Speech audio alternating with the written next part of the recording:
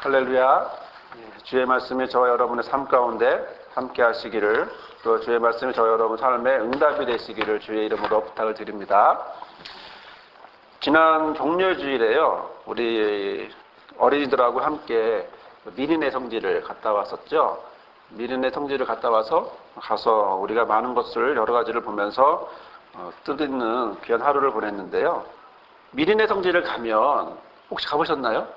한번 가보시면 참 좋은데요. 미린의 성지를 가면요, 그 높은 언덕으로 올라가는 곳이 있고, 언덕을 높이 올라가면 무엇이 있냐면 겟세마네 기도를 드리는 예수님의 모습이 있어요. 그래서 예수님의 모습을 볼 때 그 기도하는 모습을 보면 참 숙연해지기도 하고, 저렇게 기도하셨을까라고 하는, 저런 모습이었을까라고 하는 그런 모습이 있는데요. 사진으로 보면 이렇게 멀리서 한 장면 한 장면 들어가는 그런 예수님의 기도하는 모습이 만들어져 있습니다. 아버지요? 아버지 뜻이 이렇게 써 있죠? 저는 공동 번역이니까 또 다르고요. 이렇게 예수님이 기도하는 이런 모습이 이렇게 있는데, 제가 처음에 이 미린의 성지를 갔던 게 아마 제 기억으로는 정확하지는 않지만 10년 전인 것 같아요. 그러니까 대학원 다닐 때쯤이었으니까 친구 전도사들하고 부부들하고 같이 이제 우리 딸애가 가장 갓난애기였고 우리 둘째가 태어났나 안 태어났었던 그때 이제 우연히 뭐 같이 가자 이러면서 갔었던 걸로 기억이 나는데, 10년 전에 이렇게 가서 10여 년 전에 가서 친구들하고 이렇게 있으면서 이 모습을 보면서 올라가고 언덕 올라가서 이 예수님이 기도하는 모습을 보면서 참 인상적이었어요. 그러면서 그때 기억이 새롭고, 또 갈 때마다 여기를 가면 거의 매년 한두 번은 간 것 같아요. 그 뒤로도. 그래서 갈 때마다 여기를 들리기도 하고 여러 가지 모습을 보기도 했었는데, 올라갔다가 이렇게 이제 여기서 끝이구나, 겟세마네 기도가 끝이구나 하고 쭉 다시 내려오는데 무엇이 있었냐면 이 모습이 있는 거예요. 제자들이 자고 있는 모습. 지금은 최근에 갔더니, 전날 종려주일날 갔더니 그때는 저게 없어졌더라고요. 근데 저는 그때 10여 년 전에 갔을 때부터 이게 보면서 참 인상적이었고 충격적이었고, 기도하는 예수님의 모습을 보고 나서 뒤돌아서 내려오는데 바로 한 10m 밑에 아래에 이 모습으로 자고 있는 제자들의 밀랍 인형을 보면서 또 충격을 받았었죠. 마치 저 모습이 내 모습인 것 같기도 하고, 뭐 여러 가지 생각이 들기도 했는데 참 인상적이었던 모습인데요. 여튼 그것이 좀 있었으면, 더 계속 있었으면 좋겠는데 아마 나름대로 이거 있으니까 치웠겠죠. 없어졌더라고요. 아쉬웠는데. 자, 과연 예수님은 이 기도하는 이 모습이 어떤 모습이었을까? 예수님이 어떤 마음으로 이렇게 기도하고 있었을까? 그런 생각이 들었어요. 반대로 기도하는 예수님과 반대로 제자들은 또 어떤 마음으로 자고 있었을까? 이런 생각을 한번 해보게 되는데, 오늘 우리에게 주시는 말씀을 한번 자세히 보시면 이 내용이 이제 기록되어 있습니다. 예수께서는요, 최후의 만찬을 마치고 특별히 제자들을 데리고 나가셨다가 또 어떻게 해요? 셋만 데리고 더 올라가셔요. 거기가 어디냐면 감람산이거든요. 감람산에 올라가서 겟세마네라고 하는 곳에 이제 들어가게 되는데, 겟세마네라고 하는 것은요, 감람산 기슭에 있고 예루살렘에서 한 1.1km 정도 떨어져 있는 그런 곳입니다. 겟세마네 뜻이 뭘까요? 이게 아랍말로 기름 짜는 곳입니다.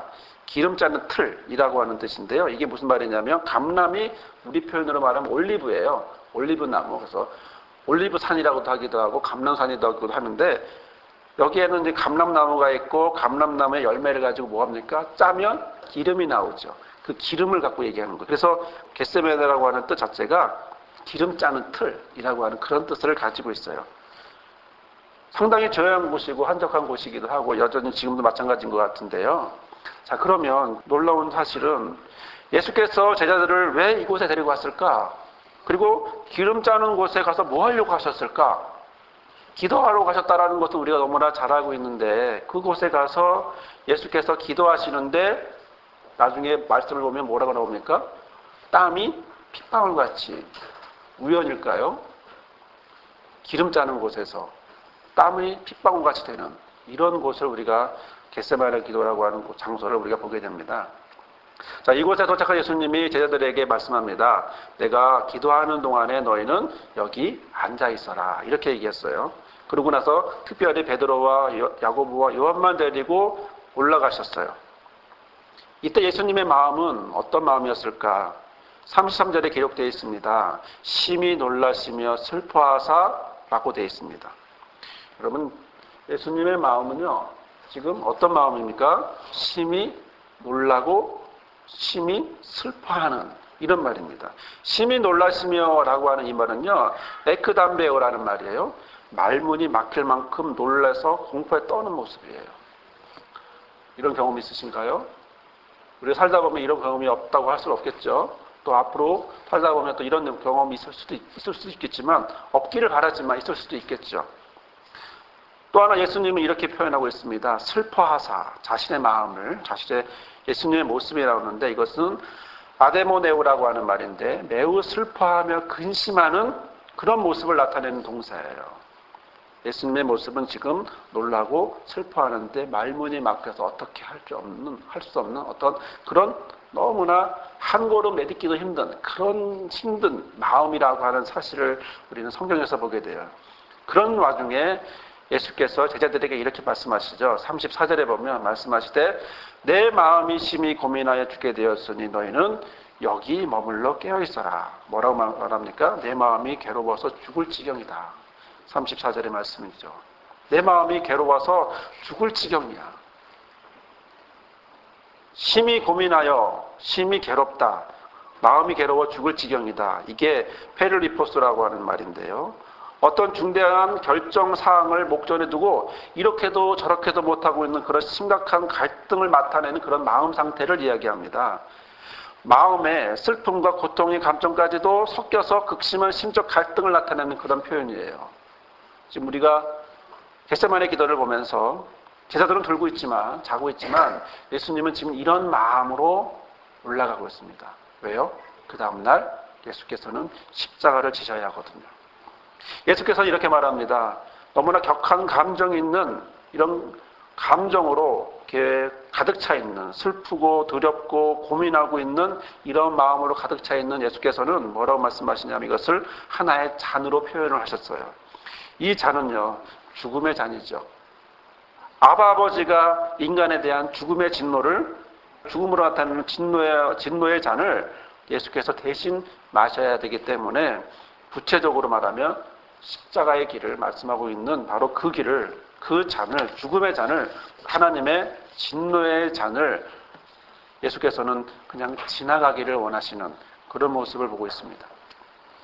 공생의 마지막 순간을 그가 십자가를 지고 가야만 하는, 그도 인간이기에 온 인류의 죄를 대신하기 위해 왔지만 그래도 마셔야 한다라고 하는 이 죽음의 잔을, 진노의 잔을 마셔야 한다라고 하는 것은 그에게 있어서는 너무나 큰 두려움이고 슬픔이고 말문이 막히고 고민이고 어떻게 표현할 수 없는 그런 긴장과 그런 공포의 그런 두려움의 상황이었어요. 자, 그런 그가 이렇게 기도합니다. 유대인들은요, 보통 기도할 때 서서 기도해요. 그런데 예수께서 어떻게 기도합니까? 무릎을 꿇고 기도한다는 거죠. 35절에 보면 조금 나아가 땅에 엎드려서 기도한다는 겁니다. 관례적으로 기도하는 상황이 아닙니다. 철저하게 지금 아주 깊이 있는 기도를 할 수밖에 없는 그런 철저한 기도예요.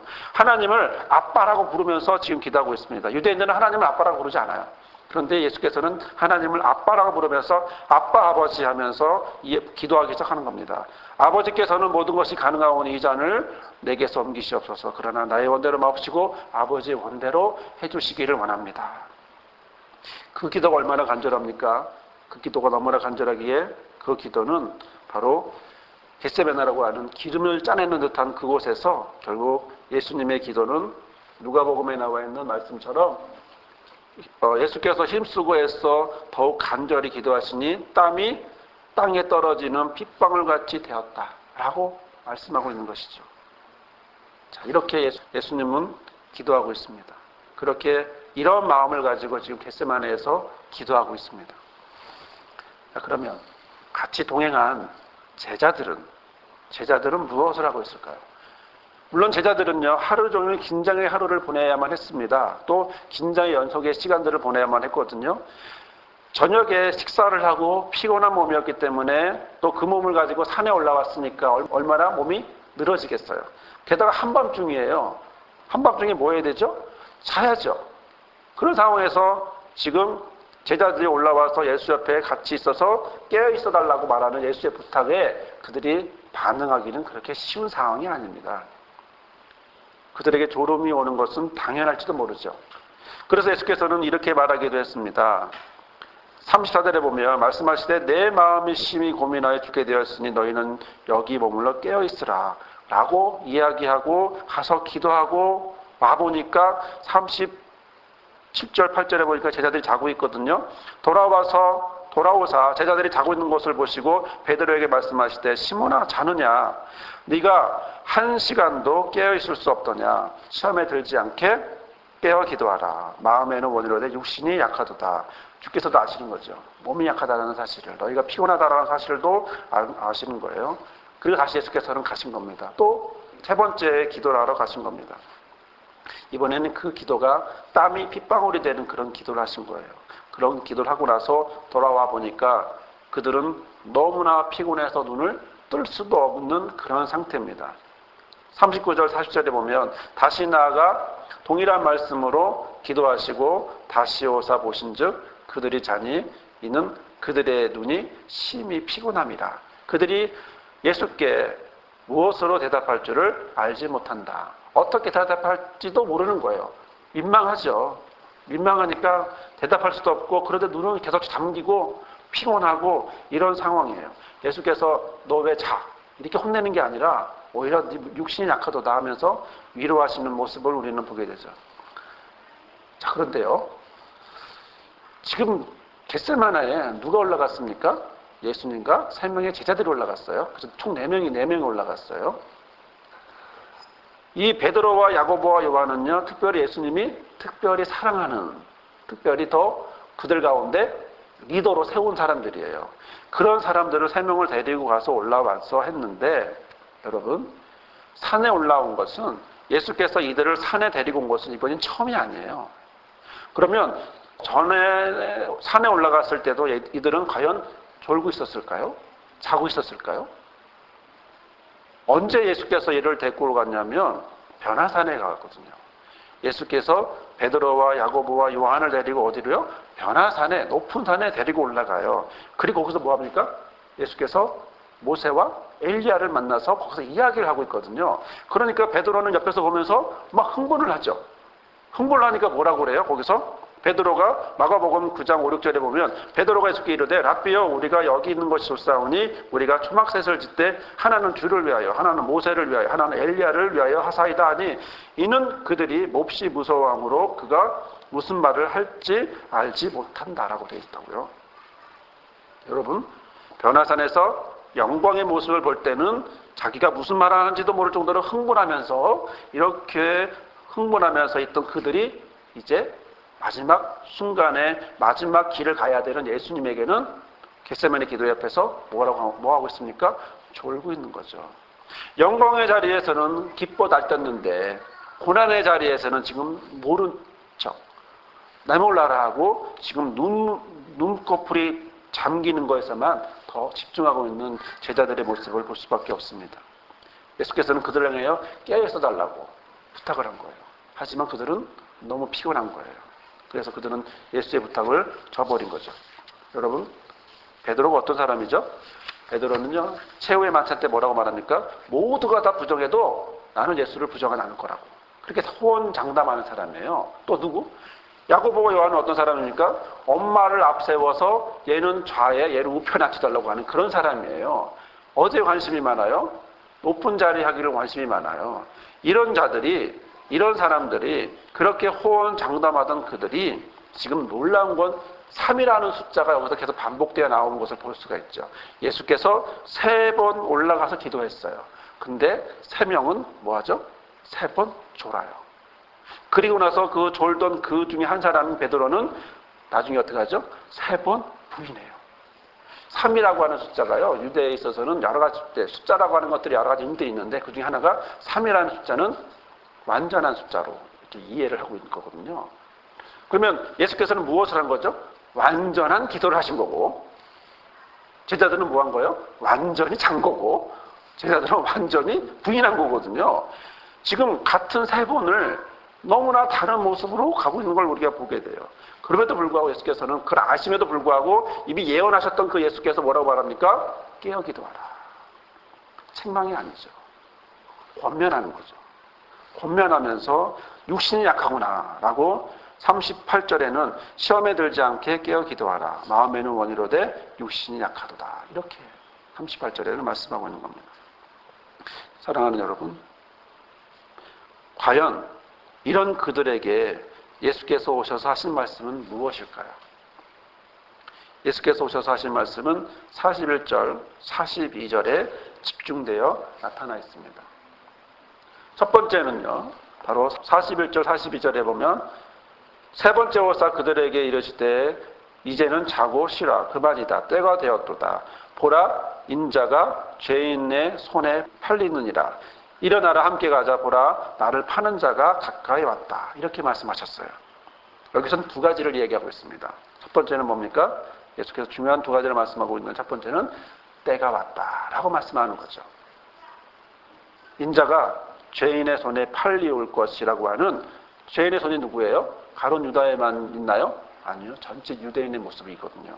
이런 모습에 죽음의 때가 다가왔다라고 하는, 또 자기에서 지나가기를 구했던 바로 그때, 35절을 볼까요? 조금 나아가서 땅에 엎드려 될 수 있는 대로 이때가 자기에게서 지나가기를 구했던 바로 그때, 그때가 이제 왔다라는 거죠. 그때가 어떤 때죠? 죽을 때. 죽음의 길을 가야만 하는 마지막 순간. 이제 금요일 새벽부터 바로 하루 종일 죽음의 십자가의 길을 가야만 하는 바로 그때, 바로 그 모습을 얘기하고 있는 겁니다. 바로 그 시간이 됐다는 거죠. 이렇게 바로 정해져 있는 바로 그때를 예수께서는 죄인들에게 체포되어 고난받으시면서 십자가에 달리실 그런 일련의 시간들을 나타내셨고, 바로 그때가 되었다라고 하는 사실을 말씀하고 있는 겁니다. 그런데요, 죽음의 길은 누가 갈 수 있나요? 예수께서 가시는 길이거든요. 예수 혼자 가실 수 있는 길이었거든요. 그 길에 대해서 뭐라고 말씀하시냐면, 예수께서는 뭐라고 말씀하시죠? 일어나서 함께 가자라고 말씀하는 겁니다. 지금 제자들이 어떻게 할 거라는 걸 너무나 잘 알고 있는 예수예요. 3번 부인할 거라는 것도 알아요. 끝까지 자기를 부인하고 또 저주하면서 부인할 거라는 것도 알아요. 멀찍이서 바라보기만 하고 나중에는 예수님이 죽었다고 다 고향 가자고 흩어지는 이런 제자라는 걸 예수님은 알아요. 그런데 지금 뭐라고 말합니까? 예수께서는 때가 왔다. 일어나서 함께 가자. 권면하고 있고, 그리고 권장하고 있는 그런 모습을 하고 있는 것을 보여줍니다. 그런 점에서 두 번째는 바로 이때에 예수께서 제자들이 말씀하시는 것은 절대 부인도 안 하겠다고 말했던 호언장담하던 그런 상황에서 바로 절박한 예수께서 기도할 때는 졸고 있던 제자들이 결국에는 부인하는 길을 갔던, 멀리서 바라보기만 하는 그런 제자들에게 일어나서 함께 가자라고 말하는 이 표현은 뭐냐면, 명령이 아닌 바로 권하는, 권고하는, 권고적인 어떤 권하는 표현인데요. 함께 가자. 어떤 말하는 사람이 상대에게, 누군가에게 어떤 동작을 같이 하자고, 같이 참여할 것을 표현하는 겁니다. 이 표현이 어디 쓰여졌냐면, 대표적인 두 가지를 보면 요한일서 4장 7절과 히브리서 12장 1절의 말씀을 볼 수 있는데, 사랑하는 자들아 우리가 서로 사랑하자. 이 부분이 함께 가자라는 표시예요. 두 번째는요, 히브리서 12장 1절에 있는 말씀처럼 그러므로 이렇게 구름대와 같이 수많은 증인들이 우리를 둘러싸고 있으니 우리도 갖가지 짐과 얽매이는 죄를 벗어버리고 우리 앞에 놓인 다름질을 참으면서 어떻게 해요? 달려갑시다. 이런 부분으로 이야기했던 히브리서 기자가 말했던 이 부분처럼 권유하는 거거든요. 예수께서는 지금 함께 가자고 제자들에게 권하고 있습니다. 지금 제자들은 어떤 제자들입니까? 다 도망갈 제자들이에요. 좀 있으면 다 도망갈 거란 걸 알아요. 자, 이렇게 말씀하시는 예수님은요, 제자들에게 어디를 가자고 한 걸까요? 함께 가자고 했는데 그런 목표가 있잖아요. 어딘가를 가자고 하는 거잖아요. 어디를 가자고 하는 걸까요? 같이 죽자고 하는 걸까요? 같이 죽음의 잔을 나누자는 걸까요? 예수께서는 말씀하셨어요. 나의 잔이 너에게 아니라는 거죠. 예수께서는 분명하게 내 옆에서 같이 나눌 잔은 다른 사람이 예비되어 있다고 말씀하셨어요. 그러면 어디를 가자는 거죠? 죽자라는 걸까요? 십자가를 같이 지자고 그런 걸까요? 나 혼자 십자가 지기 너무 무거우니까 나눠지자는 걸까요? 그 얘기는 아니에요. 왜냐하면 예수께서는 단순히 이 순간 이 자리에 같이 함께 요 순간만 하자는 것이 아니라 길게 그들의 인생을 그들의 삶을 다 같이 그래서 내가 이렇게 가듯이 너희도 같이 함께 가자고 말씀하고 있는 거죠. 놀라운 건요. 자, 이 말씀을 읽고 있는 마가복음은 어떤 말씀이었나요?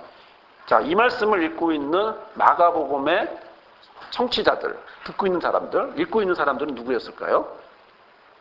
로마에 살고 있는 믿는 자들이었어요. 근데 AD 70년이 바로 되어가기 전에 예루살렘이 함락되고 온갖 핍박이, 고난이 닥쳐올 날이 얼마 남지 않은 바로 그런 믿는 자들에게 지금 뭘 하고 있는 겁니까? 이 마가복음이 읽혀지고 들려지고 있는 거거든요. 자, 무슨 얘기냐면 지금 예수께서는 고난의 때를, 예수께서는 죽음의 때를 함께 가자라고 말씀하셨지만 그것은 같이 가자라고 하는, 같이 오늘 금요일 오늘 하루 다 같이 끝내자 이런 얘기가 아니라 바로 이 말씀을 읽고 있는 누구에게? 마가복음 청취자들에게, 마가복음을 읽고 있는 AD 70년경에 있는 사람들에게 이 말씀이 들려지고 있는 거예요. 어떤 상황이라고요? 핍박받는 상황이고 로마로부터 이제 칼이 왔다 갔다 하는 상황이에요. 누구처럼? 예수님처럼. 로마에 있는 믿는 자들의 모습은 지금 그런 모습으로 살아가고 있는데 그런 상황 속에서 예수께서 뭐라고 말씀하시냐면 내가 이런 죽음의 잔을 먼저 마셨고 같이 가자고 30년경에 계신 예수께서 70년에 있는 바로 그 사람들에게 마가복음을 통해서 전해주고 있는 거죠. 그렇다면 이 말씀이 그때만 끝났나요? 2000년이 지난 지금도 우리는 읽고 있어요. 자, 이 말씀이 2000년이 지난 저와 여러분에게도 말씀하고 있어요. 뭐라고요? 일어나서 함께 가자. 때가 되었도다. 함께 가자라고 말씀하고 있는 거죠. 21세기를 살아가는 저와 여러분의 삶의 모습은 어떨까요? 저와 여러분의 모습은 어떤 모습으로 살아가나요? 예수께서는 지금 죽음의 문을 통과해야 되고 또 땀이 핏방울같이 되는 그런 짜내는, 기름 짜내는 곳에서 정말 온몸을 짜내면서 기도하고 있고 또 죽음의 고난을 안고 가야 될 그런 예수께서 제자들을 향하여 마음은 어디로되 육신이 약하구나 피곤해서 눈이 감기는 그들에게 대해서 이제는 됐다 쉬자 그만 되었다 라고 말씀하시는 그가 때가 되었다 보라 인자가 죄인의 손에 팔리느니라 하면서 일어나라 함께 가자 라고 말씀하고 있는 거죠. 사랑하는 여러분, 지금 내가 겪고 있는 것 그것은 바로 지금 주님과 함께 가는 것입니다. 내 삶의 모습은 지금 나의 모습은 예수께서 30년경에 이 얘기를 하시고 또 마가복음을 통하여서 70년경에 로마에 있는 사람들에게 이 말씀을 하시고 또 수천 년이 지나 수백 년 수천 년이 지나서 지금 이 자리에 있는 저와 여러분에게도 이 말씀을 하고 있는 것은 때가 되었다라는 거죠. 때가 되었다라고 하는 바로 그 말 두 번째는 일어나서 함께 가자. 어디로? 하나님이 허락하시는 하나님이 함께 하시는 하나님의 나라의 모습으로 만들어 가자는 거죠. 어디에 그것이 완성될까요? 그것은 바로 내 자신에게 완성이 되죠. 내 자신에게 이루어집니다. 또 내 인생에 느껴집니다. 내가 고통과 짐과 어려움이 부담이 있을지라도 그러나 그것을 먼저 겪으신 그가 나의 잔을 먼저 마신 그가 이제 나와 함께 가자고 말씀하시고 함께 남은 삶을 동행하자고 말씀하고 있는 것입니다. 예수께서 나와 함께 하셨기에 또 나는 누군가와 함께 하기를 또 원하고 있는 거고요. 사랑하는 여러분, 오늘 주께서 저와 여러분에게 말씀하십니다. 때가 되었다. 때가 왔도다. 그리고 일어나라. 함께 가자. 이 말씀이 저와 여러분의 삶 가운데 충만하시길 바랍니다. 어렵고 힘든 부분이 있어도 또 즐거운 부분이 있어도 이 모든 부분들이 나 혼자 가는 것이 아닌 바로 내가 약하고 어려워도 나와 함께 하시고자 원했던 그 예수께서 바로 저와 여러분에게도 함께 하시고 또 그리고 이 자리에도 함께 있기에 저와 여러분은 그분을 바라보면서 내가 혼자 가는 것이 아닌 바로 먼저 고난당하신 예수와 손잡고 가고 있다라고 하는, 함께 가는 이런 고백이 저와 여러분의 삶 속에서, 하루하루의 삶 속에서, 매일매일 삶 속에서 충분하게 충만하게 넘치시기를 주의 이름으로 부탁을 드립니다. 아멘. 사랑의 하나님, 오늘도 우리와 함께 하시니 감사합니다. 우리의 몸이, 우리의 마음이 너무나 약하고 또 그래서 하나님 앞에 나가지 못할 때가 얼마나 많은지요. 그러나 그 우리의 모습을 책망하지 않고 그래도 끝까지 우리와 함께 하시겠다 말씀하시고 함께 하자고 권면하시는 주의 음성을 오늘 듣습니다. 오늘 우리의 모습이 때가 왔기에 또한 일어나서 함께 가자고 말씀하시는 주의 음성을 듣는 우리 모두가 되게 허락하시고 날마다 순간마다 함께 하시되 또한 그 믿음을 가지고 나 자신에게, 우리 가정에게, 또 우리 자녀들에게, 또한 배우자들에게, 나라와 민족과 또한 지역과 교회와 함께 할 수 있는 은혜도 허락하여 주옵소서. 이제는 겟세마네라는 기름 짜는 곳에서 땀을 핏방울처럼 흘리시며 먼저 죽음의 고통을 겪으시고 때가 되어 우리와 함께 하자고 말씀하시는 예수 그리스도의 은혜와 그 아들을 보내셔서 우리를 구원과 회복의 삶으로 인도하시는 아버지 하나님의 크신 사랑과 좋은 때는 초막을 짓자고 하고 또 힘들 때는 졸고 있는 제자들의 모습처럼 살아가는 우리를 하나님의 뜻대로 살아가도록 인도하시고 도우시는 성령의 보호하시고 함께하시고 붙잡아 주심이 오늘 말씀을 들으며 때가 왔도다 일어나서 함께 가자 말씀하시는 주의 음성을 듣고 예수와 함께하며 또한 나뿐만 아니라 우리 가정과 우리의 지역과 모든 것들을 함께하기로 결단하고 또한 구원과 회복의 삶으로 살아가기로 결단하는 모든 성도와 목자와 리더의 삶 위에 우리 교회 위에 모든 믿는 자들 삶 위에 영원히 함께하옵시기를 간절히 축원하옵나이다. 아멘.